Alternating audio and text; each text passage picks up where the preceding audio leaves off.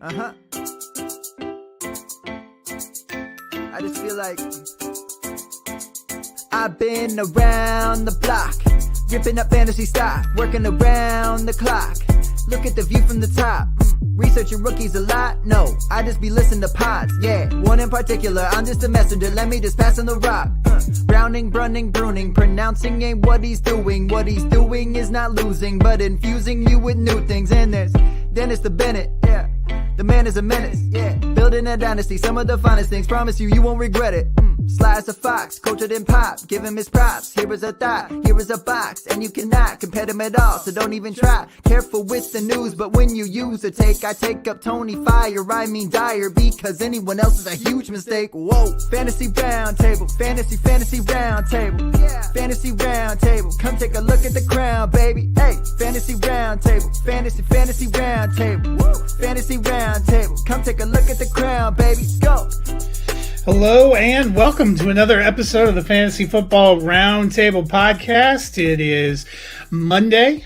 There is some fun news to discuss. We're coming off yet another weekend of football, and we're going to be talking running backs. We're going to be looking at our redraft running back rankings 50 to 26, or as I like to call it, where the draft is won and lost.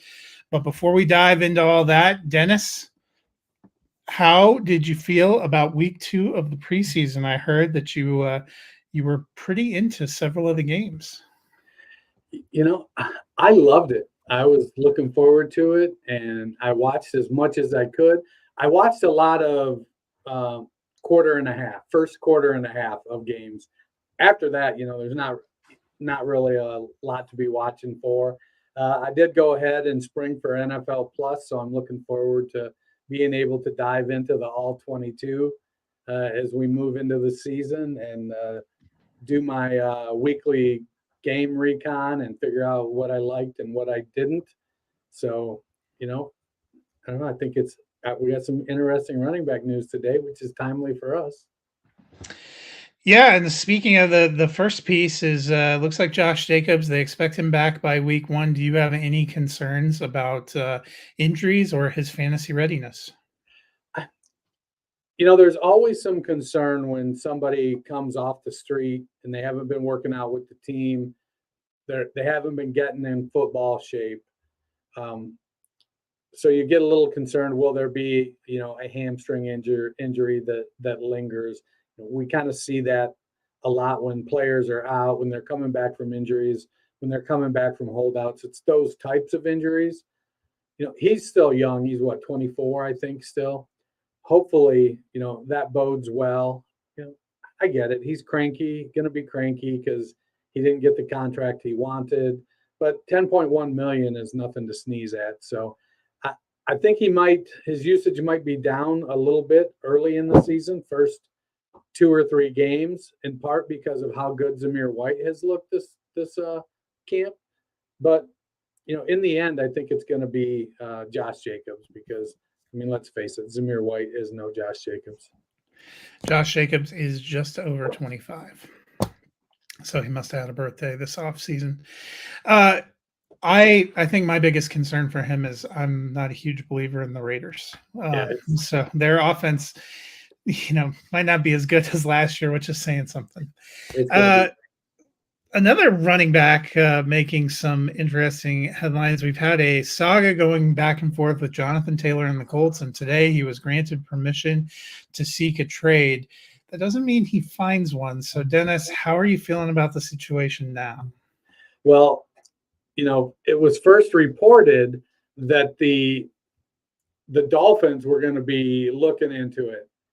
Now, that would be phenomenal. Now, I have several shares of Jeff Wilson Jr., some Raheem Mostert, and a little bit of Devin Achane, which would be bad for all of it. But that offense, with that offensive line set up for the run game with Jonathan Taylor, Tyreek Hill, Jalen Waddle, that offense I think it would rank up there with the Chiefs in explosiveness and what it can do to how it can score points. But that being said, I was posting a meme in the chat and it said, Jim Irsay answering the phone tonight, and it was Dr. Evil going, $1 million, because he's like, I'm getting a first round pick for him. Oh, I won't pay him like he's a first round pick, but I want a first round pick in return after we've ran him into the ground for 3 years. Talk is they want more than they got for McCaffrey, and it makes sense because Taylor's younger. So that being said, I would be really surprised if somebody gave up a first round pick for him. But if they did, it could, we've seen teams make wild trades to get to the Super Bowl. The Dolphins have a good defense. Adding a running back like Jonathan Taylor to that offense, it could be the piece that, gets them over the top like, Matthew Stafford did with the Rams. Yeah, there's a lot of interesting possibilities. I saw some people floating Buffalo out there too. That's another team where their Super Bowl window might be narrowing. I have to see what the Colts are really willing to settle for, and it often ends up not the greatest team is the one that's willing to pay Right. the higher price. Talking about more of a mid team. It would crack me up if the Vikings did it. Oh yeah, that would crack me up. But I think he would be a decent fit there too. So but it makes sense with someone like McVay or O'Connell because they come from that McVay tree and they saw what McVay did when it was like, look, I'll mortgage my future for the next 3 years to win a Super Bowl. Tampa Bay Buccaneers said there is no timeline to name a starting quarterback. The timeline pretty much has to be September 9th, would be my guess, if they're going to play a game. But does this seem like a worrying sign, Dennis? If you weren't worried when they signed Baker Mayfield to compete with Kyle Trask, you were never going to be worried. It doesn't look good. It does not look good. I know Baker has had some moments, but this just seems like a train wreck all the way around. The best thing Tampa has going for them is that Josh McDaniels is coaching in Las Vegas. God. Well, the thing is, I feel like this is what happened to Baker last year with Carolina. And we've seen it in the last couple of years where they just don't want to make a decision till, the very end or whatever. I don't think it ever works out.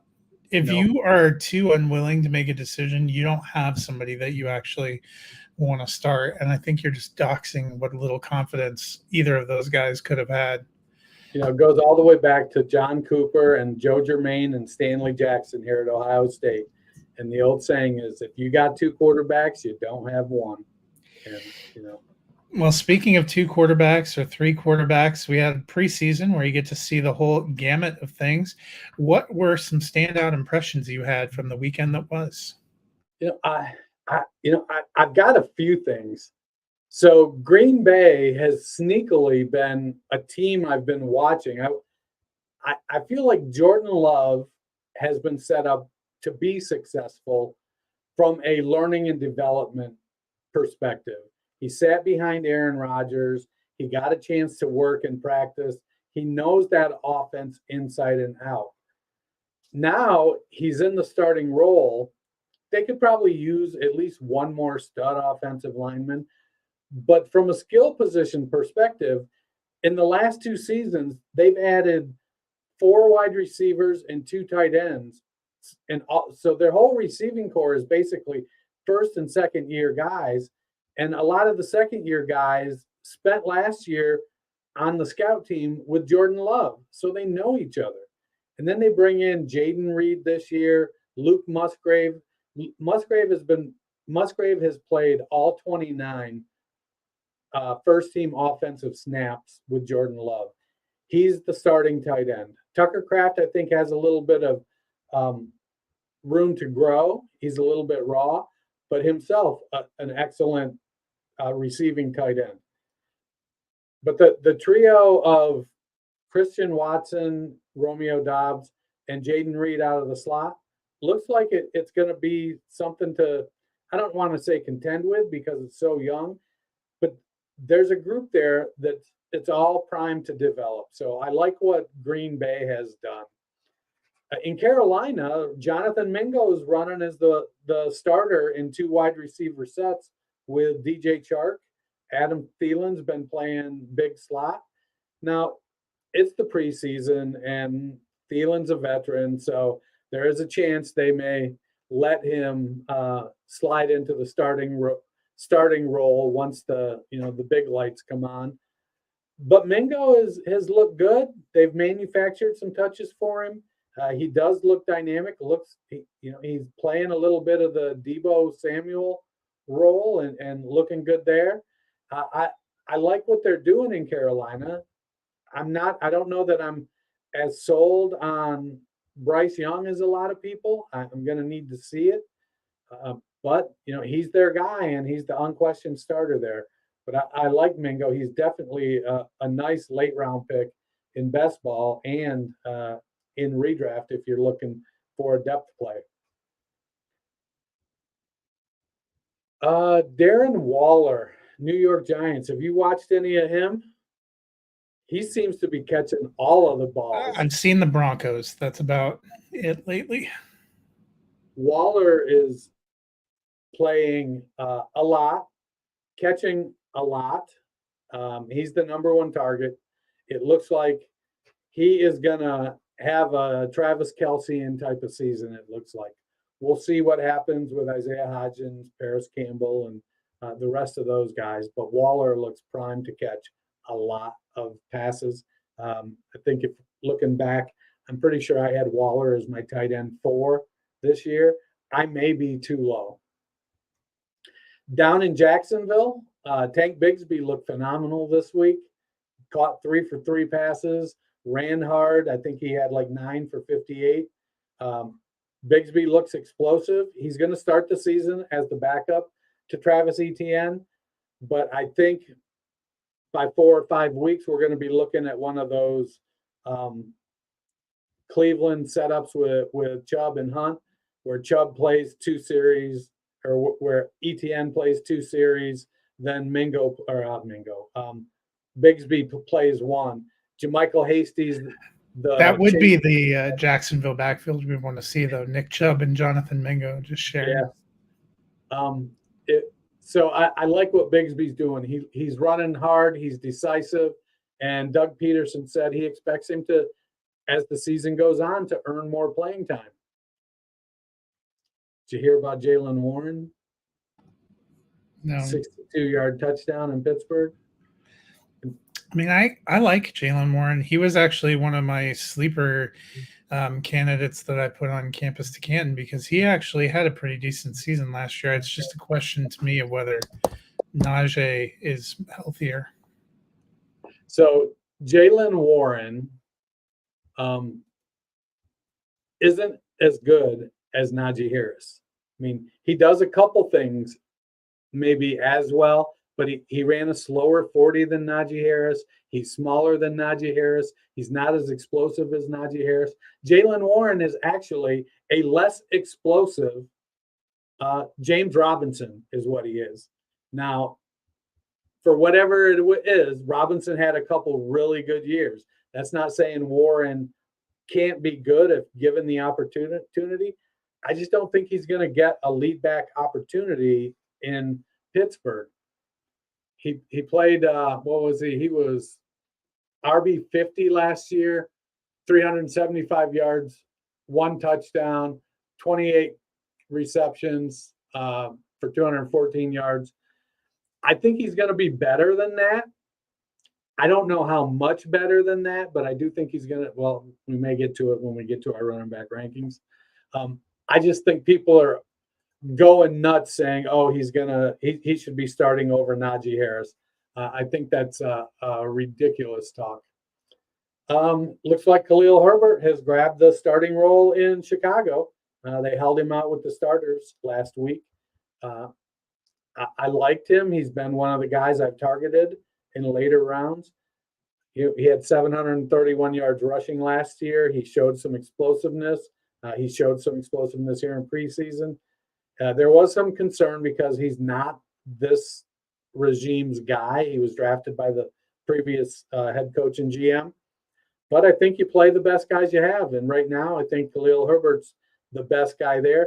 Would it be nice if he was better in the passing game? It would be. But he's 5'9". He's 209, I think. He's got decent enough size. He'll never be a 25 carry a game guy. But if you're getting him 16 touches a game, I think he's going to do well. They've got Roshan Johnson. They've got Dante Foreman. So that's going to be good. But I like Herbert to be the lead back there. In tonight's game, undrafted rookie free agent Sean Tucker's been showing out pretty well in Tampa. That was a different. I started out watching the wrong game tonight. It was a replay of the Tampa game. But Tucker's looking pretty good. I think on a team that's going to be terrible, Tucker has an opportunity to become the 1B and maybe even take over for Rachaad White. White had some decent production last year, but was very inefficient. We'll see if Tucker kind of takes over that role. The tough thing is the offensive line isn't great. The quarterbacking looks to be very, very suspect at best. And the team is going to be focusing on getting Mike Evans 1,000 yards for the 10th straight year. So there may not be a lot left over for Tucker in the running game in general. Tyjae Spears looks like he's locked up the backup role in Tennessee. I don't know what that means. It hasn't usually meant much when Derrick Henry's been healthy, but he looked explosive this weekend. So, that meets kind of the expectations a lot of people had for him. And Javonte Williams, he looks to be stepping into the Alvin Kamara role in Denver. Am I right? Wrong? I mean, yeah, that was one of the best things that I saw. I watched the Broncos play the 49ers, and Brock Purdy actually got the start, which was a big surprise, I know, for the announcers and stuff. I thought he looked really sharp when he came out. Sam Darnold looked pretty sharp when he came out. Trey Lance threw an interception to a defensive lineman, so that probably tells you what you need to know there. But for Denver, they said Javonte Williams was only going to play 6 snaps. He played a lot more than that. He caught 4 passes. He ran 3 or 4 times. He looked really good in both phases, and Samaje Perine looked really good behind him. The thing that I would say that stresses me out a little bit as a Denver fan is through 2 preseason games now, I haven't gotten much of a feel for the passing game. Right.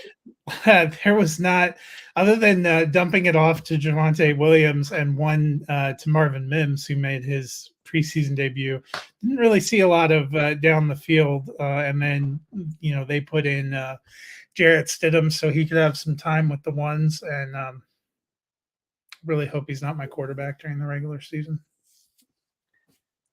Yeah, I like what Williams has shown so far. I think he's going to have himself a nice comeback year, maybe a comeback player of the year type of season. And then lastly, looks like Brock is back in San Fran.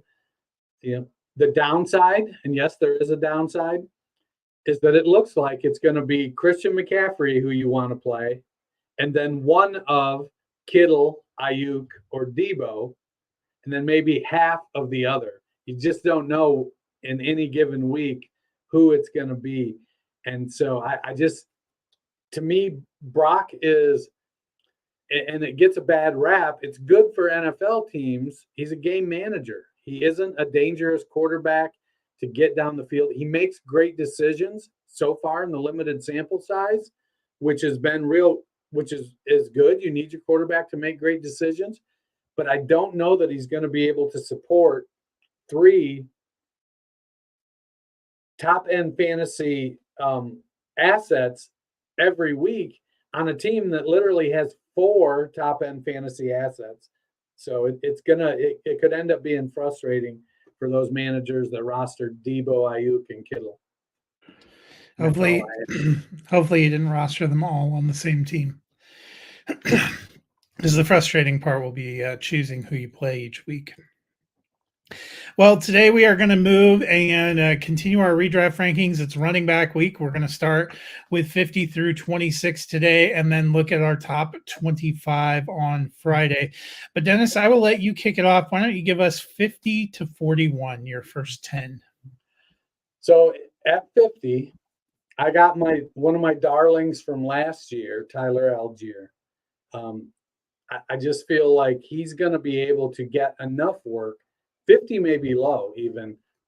Looking at, I mentioned what Jalen Warren had as RB 50 last year, 375 yards and a touchdown, 33 passes or 28 receptions. Well, I don't think Algier will get 28 receptions. He's probably more in the line for 10 to 12 just because of how good Bijan is in the passing game and the couple other weapons they have as long as they're healthy. But I could see Bijan. I could see Tyler Algier rush for 500 yards and 2 to 3 touchdowns. I think they're going to use him. It's a team that's going to run the ball a lot. So I really like Tyler Algier. If I've got him as my RB5, somebody I can pop in my lineup as a flex guy, that's not too bad. I've got Jalen Warren at 49, just a little bit ahead of what he was last year. It's the passing game in general in Pittsburgh, I think, is going to take a step this year. And Najee Harris, with his foot back fully healthy, I think he's going to get more of the workload. Harris is a workhorse back. And historically in Pittsburgh, when they have a workhorse, they use him like a workhorse. So as long as Harris is healthy, I think that Jalen will be a change of pace guy and give Najee a break guy. But I don't think he's going to be one of those, well, we're going to give him every third series type of guys. At 48, I got Devin Singletary. I think he's going to be the receiving back down there in Houston. And if that offensive line, which looked like it was going to be pretty good, doesn't get attacked together, there's going to be an awful lot of dump offs to the running back, and that might bode well for Devin Singletary. My next two running backs, Jonathan Taylor to Miami could really screw it up, which is Jeff Wilson at 47, Raheem Mostert at 46. And honestly, they're like carbon copies of each other, just Mostert's a little more explosive. But I think they both, if they get the run and they stay healthy, either one of them could be top 30 backs. I just don't know that Mike McDaniel is going to use them like that. So that's why they end up down here at the bottom end of the RB4s.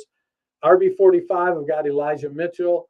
He's the top backup to Christian McCaffrey. He showed some explosiveness. There is some concern with his health, though. He's been banged up a little bit here in preseason, and Jordan Mason has been looking decent. 44, I got Devon Achane, another Miami guy. I think he's going to catch more passes than the other two guys, and he is really explosive. So, well, he may not lead the running backs in touches in this three-headed monster. He could lead them in total yards and receptions, which would be what gives him the higher fantasy ranking. 43, I got Damian Harris in Buffalo. It feels like he's just gone overlooked. I don't think they're going to bring somebody else in. I know James Cook is going to be their lead, but Cook at 195, 200 pounds isn't going to be their hammer. And as they try to ease that short yardage role off of Josh Allen, they need somebody to take it. And at 6 foot, 225 pounds, Damian Harris can be that guy. He already has a double-digit touchdown season under his belt, I think maybe even 2. So he could be sneaky. At 42, I got Jerick McKinnon. Real quick, I think you got off on your numbers because what I was seeing is Algier is 49. Well, let me get my. Oh, you know what? I'm looking at my lines. There we go. I had Gainwell at 50. Poor Kenny Gainwell. We can't leave him out. So Gainwell was at 50. And who knows what's going on in Philadelphia, to be honest.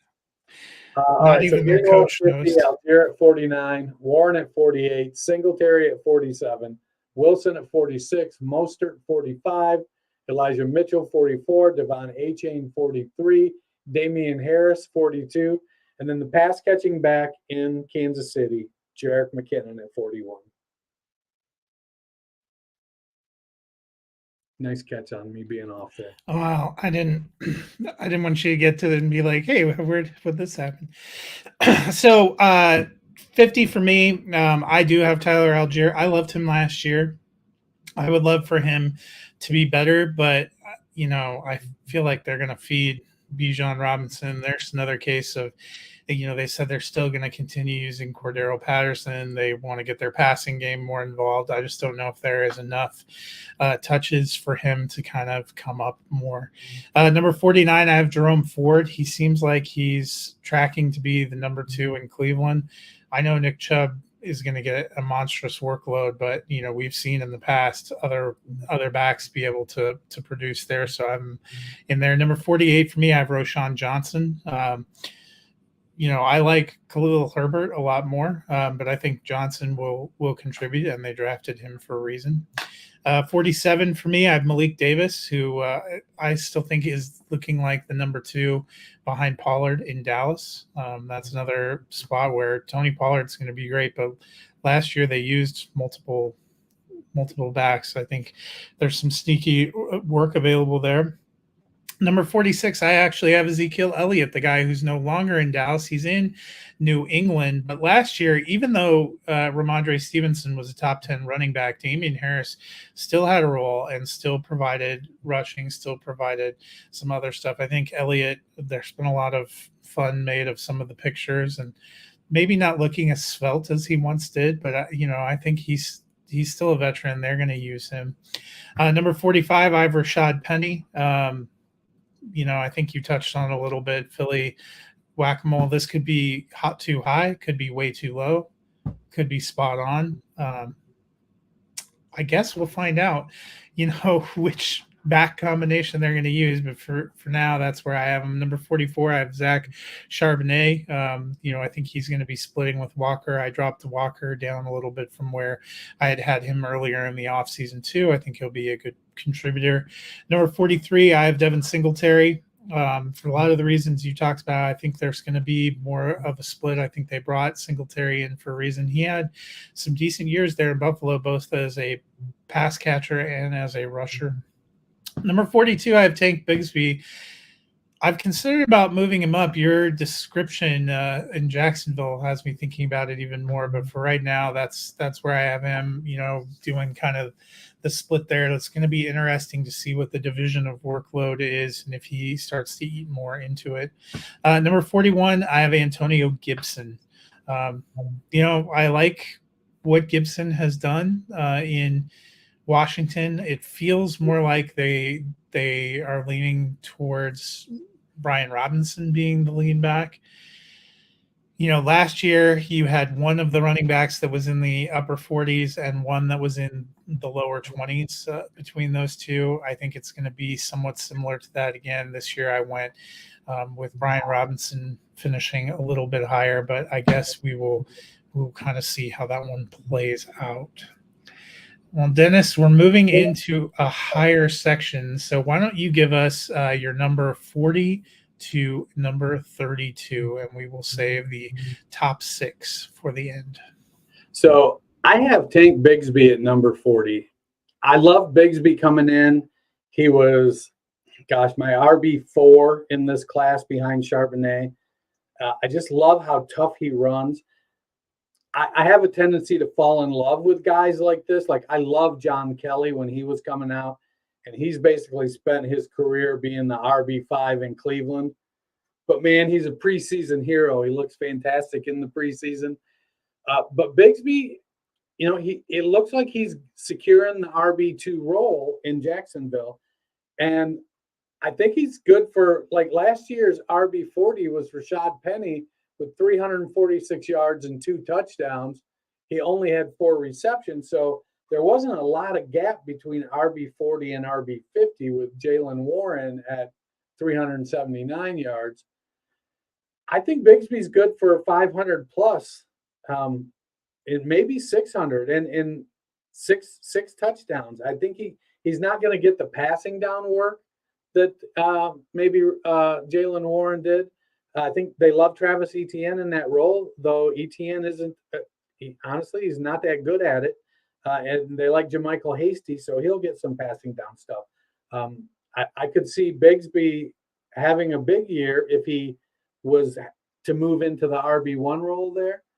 But he's definitely one of those guys you look at and you watch play and you're like, yeah, he's probably a hashtag 2 to 3 year window guy. He plays tough. He's going to get beat up, and at 210 pounds, it isn't like he's some of these other bruisers.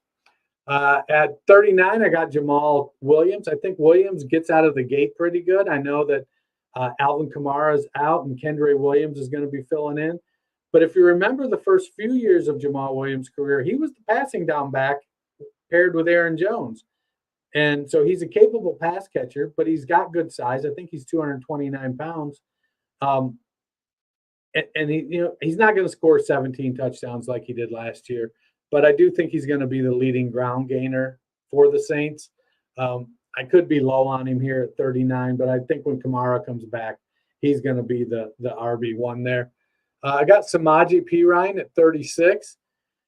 I think Perine's going to get plenty of opportunity to be the RB2 behind Javonte Williams. I think the fly in the ointment for Perine is he's not Mark Ingram and he's not Jamal Williams.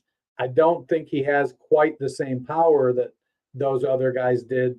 He's actually probably a little bit better in the passing game, in the pass protection game, than he is in the short yardage, tough yardage game. But I do think he's going to be the RB2 in Denver. Next up, I skipped over two guys. I skipped over Charbonnet at 38. I like Kenneth Walker a lot this year. I think Charbonnet is going to be a change of pace guy in Seattle, and they're going to run it a lot. That's kind of what they do. And then I have Rashad Penny at 37. He's a guy that if he can stay healthy, he's super dynamic with the ball in his hands. We've seen him have some phenomenal stretches, and we've seen him miss time with some relatively minor soft tissue injuries. Now we're back to Samaje Perine at 36. So where was I stopping? 32? Then at 35, I've got Brian Robinson. I got him and Gibson pretty close together. I think Gibson, as the receiving back and the more explosive back, will get the edge there. But I do think Robinson is a guy that they like. He's their early down back, and he's going to get a couple hundred carries. At 34, I've got A.J. Dillon. I was high on Dillon last year. Fool me once, shame on you. Fool me twice, shame on me. I won't get fooled again. I like A.J. Dillon, but I don't know that he has what it takes to step up. Jones is still going to be the primary back in Green Bay. At 33, I've got Antonio Gibson. Again, it's going to be what he does in the passing game and his ability to throw in the occasional run and explosive play. And then at 32, I got Mr. New York, Dalvin Cook. I think Cook is going to, it's going to be a little bit like Tank Bigsby with Breece Hall. The other guy's going to start off with the majority of the workload to begin the season, and then they're going to kind of get a little closer together. I think Cook still has a lot left in the tank. He's good in the passing and receiving game. But at this stage of his career, he just doesn't have the power or the speed or the explosiveness that Breece Hall has. See, it's interesting. You and I have the same idea about the Jets, but flipped, which will be interesting to see.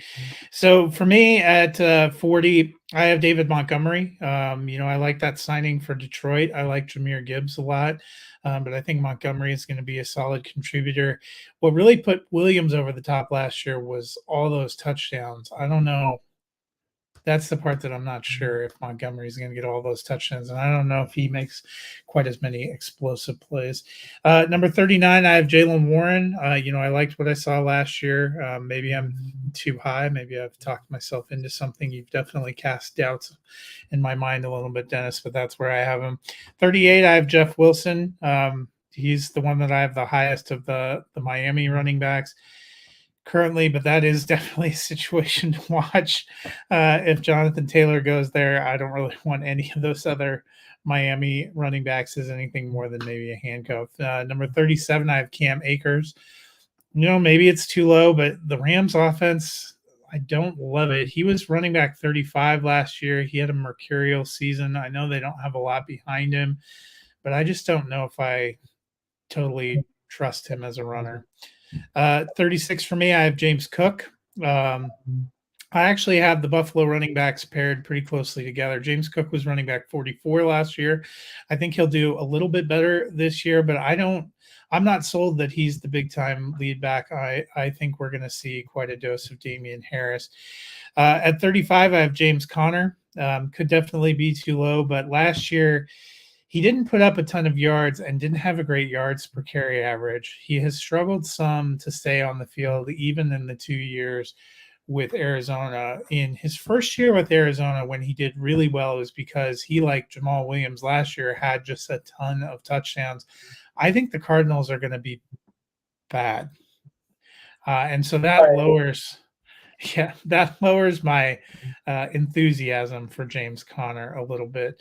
34, I have Samaje Perine. I think Dennis nailed it. He even with Javonte Williams starting in game 2, they were bringing Perine in on third downs because I think of his blocking ability, and he's looked really good as a runner. Number 33, I have Breece Hall. I think there's a reason they went out and got Dalvin Cook, and I think that Dalvin Cook will probably end up being the better of the backs. I think they're going to split some, but I think they may want to ease Breece Hall back in a little bit because he's more of their future. And he missed so much of that rookie year, and even the part of the rookie year where he was there, he was splitting time. So I think he'll have an okay season, but I've put him back a little bit. And then number 32 for me, I have Jamal Williams. I think he's probably going to carry the load while Kamara is out, but Kamara will end up being the better of the running backs after the end of the season, especially since that at one point we thought Kamara might get a 6-game suspension. It's only a 3-game suspension. So that's where I have Jamal Williams. So Dennis, give us your final 6 in this tier, number 31 through 26. At 31, I have my 2023 RB crush, Mr. Khalil Herbert. I just feel like he showed explosiveness last year. When he's gotten a chance, I understand why when they had David Montgomery, they didn't give Herbert as much work. Montgomery had earned a role through being there, being consistent. And so I understand that. Well, Montgomery's gone. Yes, they brought in Dante Foreman and they drafted Roshan Johnson and they signed Travis Homer, all who have certain skill sets. But none of them have the explosiveness that Khalil Herbert brings to the running game. And so I think Herbert is going to be the lead back. So got Herbert checking in at 31. Do you like that catch? At 30, I've got Isaiah Pacheco. And this is just a function of, I think the Chiefs score a lot of points. And Pacheco is their lead back. I get it. McKinnon is their receiving back. But Pacheco's improving in the receiving game. Well, is he going to be a 3-down back? No. Is he susceptible to injuries because at 209, 211 pounds, he thinks he's Derrick Henry? Yeah, he's going to be susceptible to that. But he's the guy there. And until he's not the guy, I think you've got to put some respect on his name. I may be too low at 30, but I think most of his stuff comes in the rushing game, not in the passing game. And so I don't think that moves him up a lot. And they are a pass-first team. At number 29, I've got DeAndre Swift. It's just so hard how to handicap this Eagles backfield. One, because Jalen Hurts is such a good rushing quarterback and scores so many rushing touchdowns. And two, Smith, Brown, and Goddard are a great trio in the passing game. And so when they need to pass it and they can get short drives because of those receivers. And, 2-3 play drives that go 60, 70, 80 yards. But I think Swift is going to be the lead back in the passing game. And I think he'll get some opportunities to run the ball. At number 28, I've got David Montgomery. I agree with you. Well, I guess I disagree with you based on where I have him rated, but agree with you that he steps into a really nice role. I think the Detroit offense is going to be fairly explosive this year. I like Amon-Ra St. Brown. Josh Reynolds and Marvin Jones just have a history of stepping up when needed, and then they'll get Jameson Williams back after week 6. He's got some growing to do to get into a consistent role, but we've seen how explosive he can be. I think behind the best offensive line he's ever played for, Montgomery is going to have a good year on the ground.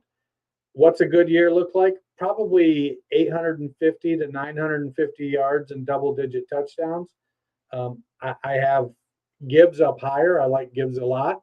But I think Montgomery is going to have a good year. At 27, I've got Rachaad White. White was a function of Tom Brady throwing something like 120 passes to the running backs. Got 50 passes last year. He does have good size. He is a decent runner. He's a decent pass catcher, though he was inefficient last year, and he's going to have to improve that. I don't know how well that's going to happen with Kyle Trask and Baker Mayfield as his quarterback. And then at 26, I've got Cam Akers. Akers is in a position he could easily be top 15, but for some reason it seems like as soon as he kind of gets rolling, him and Sean McVay seem to have some falling out, and McVay will play, who's that? Ronnie Rivers, 65 snaps. Or Kyron Williams or Zach Evans. We keep hearing how Williams has looked great. They'll sign Leonard Fournette or something. So I like Akers. He's an athletic back, doesn't have great vision. He can catch the ball well. If he gets out in space, he's pretty explosive. But that I have him at 26. So for me at 31, I have Damian Harris. I think he's going to eat a lot more of the workload that was vacated by Devin Singletary from last year than people expect. And so I have them kind of both there in the RB3 range, he and James Cook, who I had at 36. At 30, I have Brian Robinson Jr. Again, I think he and Gibson are splitting, which one ends up on top. Last year, one was 43 and one was 28. This year I have them 30 and 41 kind of bunched again. Number 29, I have Rachaad White. I do think he's the lead back for Tampa Bay. I also think Tampa Bay's offense is not incredible. We have not seen great evidence that their offensive line is greatly improved. So I think that will hamper him a little bit. 28, I have AJ Dillon. That's right about the range he was last year. He and Aaron Jones were a good duo last year. I think nothing really changes there. And then at 27, I have Isaiah Pacheco. I think he's the 2-down kind of pounding running back for the Chiefs. He looked really good in that role toward the end of last year. I think that picks up for him. Number 26, I have Dameon Pierce. Pierce was actually running back 27 last year. And I think that Singletary is going to get more work than people expect. And Houston's offense, I think, also is still something that is a work in progress. So I have him just on the cusp of top 25, but not totally in there. So, Dennis, let me start with a few questions about our running backs in this range. First question I'll pose to you is, who is somebody in the range of 25 to 50 that you think could make a leap into the top 25? Matt, I'm glad you asked. Because it was on the sheet?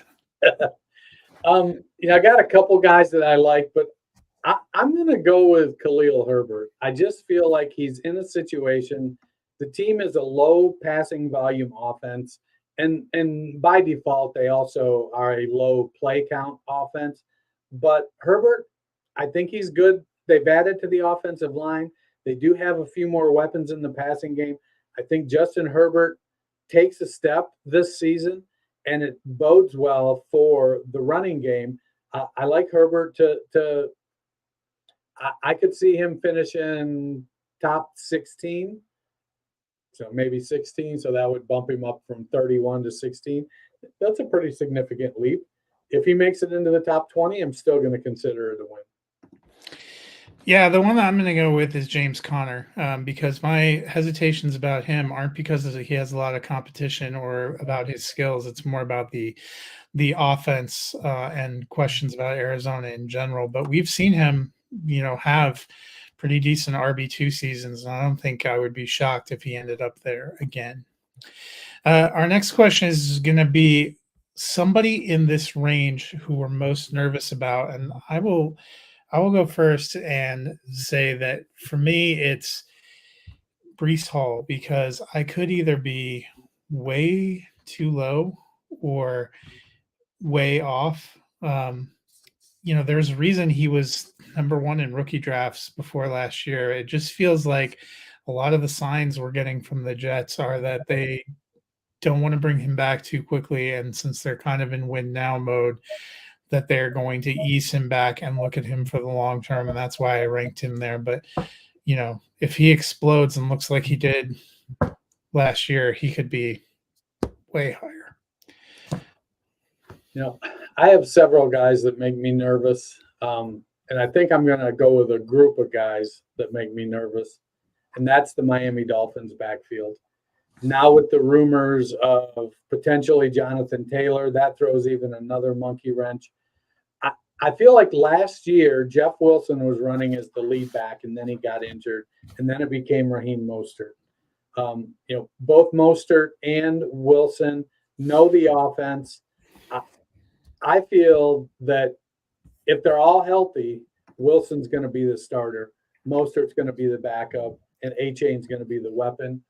But at any point, any one of them could disappear. A-Chain's already injured because a big guy fell on him.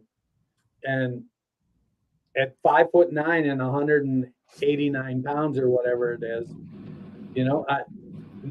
I get it. You love the explosiveness, but it screams gadget guy to me.